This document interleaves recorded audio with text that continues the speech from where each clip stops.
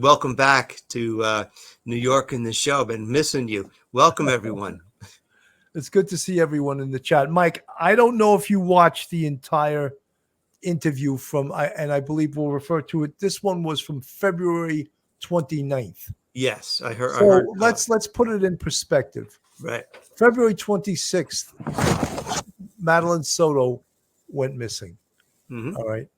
And we'll go back into the whole time frame of allegedly when Stephan Stern said he did this and he did that. But it turned out as they checked on him, and of course, all this information doesn't pour in, it slowly comes in. And they start understanding the truth to thwart his lies and to thwart Jennifer Soto's lies, because she told a lot of lies too. And she could act like, oh, I didn't know. No, they're called lies. All right. So on the 28th, Stephan Stearns was interviewed on the 27th and 28th. Mm-hmm. And ultimately, I believe he was arrested on the morning of the 29th after that late night interview. Yeah. And then they found all those images on his phone. That's right. Yeah. And on the 29th, some horrific news, some horrific information was given to Jennifer Soto. Your thoughts, Mike? Yeah, Bill, she gave a number of interviews, and we've heard them all in on this show, and you've seen them all on different programs on TV, news programs. But some of them were like 45 minutes. Some of them, were less than that. And one of the things is when you're hearing the audio, you don't know exactly what time it is unless you catch that. You don't know what day it is unless you catch that at the beginning. They did ones that were like really late at night, like midnight, things like that, because the detectives were working around the clock to find Maddie. But when you go to the 29th, this is probably her third interview, I'd imagine. And they wanted to go back over one more time about the what exactly was going on that morning. And they had her go over everything that she could remember about, did she actually see Maddie? She had to admit that she didn't see Maddie. She heard noises. She heard cabinets opening and closing, and she just misremembered. So she was doing like a little cover up.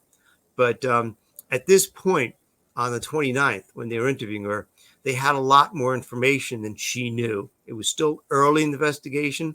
Maddie wouldn't be found for another week, but they had a lot of information, and they wanted to go over it again with her to see if there was any change, anything that she could add, anything she would take away, in her statements. And so you get the feeling that the police they're already leaning towards him, but they're trying to figure out what role, if any, she played, because they don't have all the information yet. They've got some, and they're kind of like nibbling around. And I found it really fascinating because they're going into what is going on in her life, in Steph's life, in Maddie's life.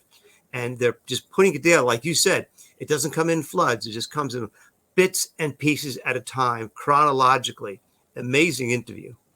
Well, some of the things about interview and interrogation, Mike, is that the way someone reacts mm-hmm. and the way their body language speaks for them. It's been said by body language experts that anywhere from 70 to 90% of a answer can sometimes be delivered in body language and not verbally. So that's 70 to 90%, that's a hell of a... So she was failing in the body language department. She was failing in how she responded to some of the questions in the way that it wasn't the way they expected a mother to respond. Not at all. Not at all. I mean, she's really flat. She doesn't have a lot of emotion. She used the term was. Maddie was in the past tense. She didn't say Maddie is. She never asked what is going on. Oh, by the way, you're asking me all these questions. I have a couple of questions for you. Could you please tell me, have you found anything? What can I do? Nothing at all. Flat. It is really disconcerting. And, you've done many more interrogations than probably me or Phil. probably twice as many. And you get to hear what people are saying, and sometimes people will say no, yes, and they'll change, they'll tilt their head. Body language means a lot, and the inflection in the voice means a lot. And so it, I'm sure they were deeply disturbed. By this point, they knew pretty much they got Stephan on the pictures, but they're trying to figure out Jennifer, and she's a tough person to figure out because you're not sure where she's coming from. Very, very strange. Absolutely. This is from Law and Crime Network. Jennifer Soto's lawyer was with her, and he said he had some concerns about her sitting down for this interview. Take a listen.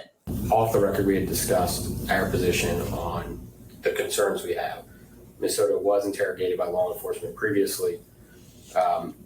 She was under a tremendous amount of duress and stress, being that her child was missing and that she was informed was found deceased.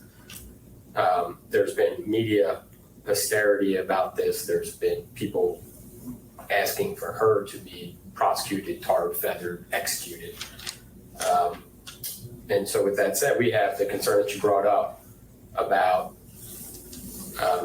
if there's something said inconsistent today, not being used against her for filing a false police report. Soto's lawyer, Matthews Bark, isn't wrong. Police had stated in reports that Jen Soto had made inconsistent statements, and there had been major questions over her allowing Maddie to sleep in the same bed as Stephan Stearns. Most people can't understand or fathom why she would allow that.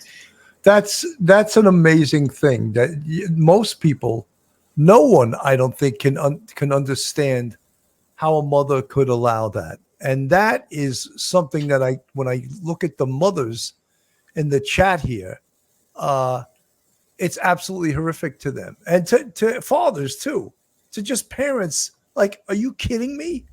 And is it, because you needed a good night's sleep? Again, what does that say?